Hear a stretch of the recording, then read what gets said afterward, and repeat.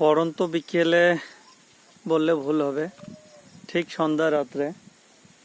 আজকে পড়ন্ত বিকেলের কথা এই জন্যই বললাম, কেননা আজকে আজান হয়েছে মাগরিবের। যে সময় মাগরিবের আজান হয়েছে ঠিক ওই সময় আমি ভাবছি সম্ভবত ভুল করে আজান দিয়ে দিয়েছে, কেননা চারিদিকে একদম আলোয় আলোকিত। তো ভাবলাম যেহেতু আলোয় আলোকিত, তার মনে হয় সম্ভবত ভুল হয়েছে। তারপরে ঘড়ির দিকে তাকিয়ে দেখি যে না, মাগরিবের সময় হয়ে গেছে, মাগরিবের আজান দিচ্ছে।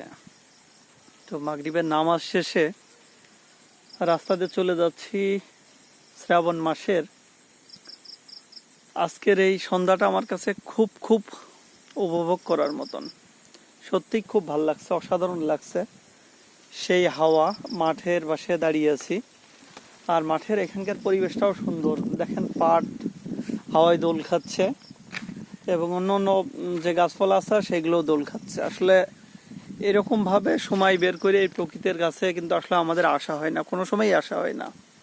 আমরা বিভিন্ন হিস্টোরিক্যাল প্লেস অথবা ট্যুর যে প্লেসগুলোতে মানুষ করে থাকে সেই জায়গাগুলোতে আমরা সচরাচর যেয়ে থাকি, কিন্তু আসলে বাড়ির পাশের সৌন্দর্য আমরা কোনো সময়ই উপভোগ করতে চাই না বা করি না।